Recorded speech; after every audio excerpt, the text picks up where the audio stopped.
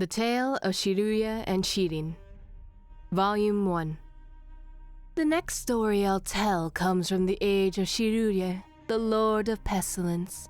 Though, at this time, that vassal ruler had not yet gained notoriety for Shiruyeh's plague, nor had its subjects been scattered amidst a world of darkness, left to become wild creatures who had lost their language and faces. The fairy of the Moon Maiden City paused for a moment, then stretched out lazily. The moonlit silver coins jangled on her wrists and ankles as if displeased with the jouncing of the sumpter beasts. Anyway, little raven, do you know the meaning of the name Shiruyeh? One who is ridiculous and despicable? The youth who she had rather one-sidedly named Raven answered casually. Suffering from the heat of the sun and the threat of quicksand, he had little interest in his travel companion's stories. In our tribe, Shiruyeh is a disgraceful name, branded only on the foreheads of exiled chiefs and spoken only in curses and mockery. It's a tradition of ours, but I'm sure the traditions of other tribes are not so different. Mortal awareness is just like quicksand shifting with the winds of time. How bizarre, Raven replied perfunctorily, drawing an unexpectedly enthusiastic taunt from the fairy. Now, actually, in the lost language, Shiruyeh means unweaned lion cub. His father, Perez-Ravan, gave this name to his newborn son, oblivious that he, the vassal king who referred to himself as the spirit of unceasing victory, would be torn apart by his own beloved lion cub. The fairy paused, seemingly afraid that her audience was getting bored, and exchanged glances with the youth before continuing her tale. As for this Perez-Ravan, legend has it that in the days when mortals ruled as vassal kings, he was one of the mightiest among them. Perez-Ravan was not, in fact, the original name of this vassal king. As the spirits tell it, he was an orphan who was raised in the nest of the giant bird Gorgonus and given the name Kisra, or one who has been bestowed a good name. Later, his aspiration to greatness and the aid of this divine bird saw him adopted by the vassal king Ormazd, and he would eventually rise to become a sage and hero among mortals. In the songs of the now-vanished desert people, Kisra plundered the four corners of the land in the name of his king Ormazd. By his hand, the bronze and mortar towers of 99 cities were destroyed or abandoned. By his hand, the leaders of 99 nomadic tribes were defeated. And by his hand, 99 sages with the knowledge of the Order of the Stars were bound in golden chains that led back to the towering royal city of Gudabad to be imprisoned. At that time, the promised land of Valivija was engulfed by wind, gilded sands, and one of the three living gods had fallen.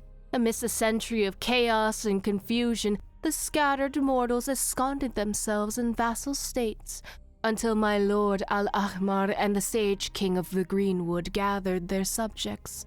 Once the oasis paradise was reconstructed, the age of the vassal kings, the age of division, finally came to a close. Returning to our preceding tale, Ormazd's crown grew all the more valuable on the back of Kisra's exploits, until finally his own neck could no longer bear its weight, forcing him to leave it ever suspended from chains of pure gold in the center of the main hall. The vassal king Ormazd rewarded young Kisra's unrivaled achievements amply. He bestowed the name Parvez upon his adopted son and offered his daughter Shirin's hand to him in marriage. In the eternal songs of the spirits, as the heir of both the mortal vassal kings and the foremother Lilufar, she possessed superior wisdom and was blessed with an infinite lifespan, and, like the original sages, could foresee the fortunes and misfortunes of the present moment. If Kisra Parvez had stopped there, his reputation as a hero would have continued unblemished. But one day, Ormazd and all 300 of his offspring suddenly died in one night in the city of Gudabad. Following such an unthinkable event, the throne naturally fell to Kisra, who added Ravan to his title and became the most powerful vassal king among the mortals. The fairy stopped her tale and looked up at the red sun that was now sinking behind the sand dunes. She then whistled sharply, signaling to the youth to halt the sumpter beasts and prepare to make camp for the night under the crumbling stone pillars. Some people say... The fairy lively leaped down from the sumpter beast and circled across the sands in a manner not unlike the long-lost dancers of Setaria, letting the moon's first light evenly coat her translucent skin in its silvery sheen. The scent of myrrh swirled around her myriad braids as the golden bells rang out into the distance. Then the fairy leaned over slightly, balancing on the tips of her toes as she laughed softly. Some people say that the tragedy that befell the city of Gudabad was the handiwork of the Hirokisra. Some people say that the night the tragedy took place, an evil, clawless bird flew out from the redoubt and wailed throughout the night without stopping to eat or drink. The castle was then struck by a plague of rats with human faces, which gnawed at the gold chains from which the crown hung, causing the cumbersome thing to crash heavily to the ground, broken and bent. Some people say that the crown made such an earth-shaking noise when it fell that even the Felahin servants, who had settled and toiled far from the redoubt, trembled with fear at this tyrant they had never met. Later still, it is said that an adventurer found the ancient crypts of the city of Gudabad beneath the gilded sands, in which were hidden the withered, massive remains of the Ormazd and his offspring. An ancient, indescrutable inscription was left on each of the shriveled bodies. I hope this story frightened you. The fairy watched keenly as the mortal boy before her drank from the water skin. The tribes of the desert regard water with an indistinctive restraint and prudence. Spirits, however, are born with pure elemental energy, and know neither thirst nor the satisfaction of the pleasure of luxury, just like the ancient princess Shirin in this lament. As for the daughter of the foremother Lilufar I mentioned, Shirin, why, our story has only just begun. The fairy smiled slyly again, her eyes like an amalgam of amber and gold, her smiling face like the princess of her ancient homeland. Volume 2. At that time, the promised land of Valivija was engulfed by wind, gilded sands, and one of the three living gods had fallen. Amidst a century of chaos and confusion, the scattered mortals ensconced themselves in vassal states, until my lord Al-Ahmar and the Sage King of the Greenwood gathered their subjects. Once the oasis paradise was reconstructed, the age of the vassal kings, the age of division, finally came to a close. Yes, you mentioned this part of the story already. The youth's tone was rather impatient as he gazed at the full moon hanging in the starry sky, using the position of its companion stars to determine the next day's route. But the spirit knew that he was, in truth, listening earnestly to her story. She couldn't refrain from letting out a triumphant snort, but was immediately annoyed by this unbecoming action. The mortal mind is as fickle as it is forgetful. How should I know whether you're listening or not? Back to the subject at hand. Shirin, according to the spirit's lamentations, was the daughter of the mortal hero Ormazd and the fairy Lilupar, the daughter of the water lily. Born upon a lily pad amid fragrant dewdrops, the white ibis blessed her, and the cobra bequeathed to her a cerulean pearl, and even the mighty giant crocodile bowed to her in worship. As the foremother of the spirits, before she delivered her daughter to the mortal vassal king, Lilufar prophesied 3 times. First, that Shirin would fall in love with a great hero, and the progeny of their union would surpass their father. Second, that many of Shirin's relatives would enjoy a sweet end, and third, that Shirin alone would be given possession of her father's kingdom. Then Lilufar gave 3 admonitions to her mortal darling. First, that her joy would bring tears to her father's eyes. Second, that they should no longer feast at the same table as their daughter after she was wed. And third, that their daughter's heir would be an ill omen upon the king's land. The king, however, only smiled at these prophecies and admonitions. Later, Shirin's father offered her hand in marriage to the great hero Parvezravan, fulfilling the first prophecy, right? The youth said, interrupting the spirit's story. That is correct, though not entirely so.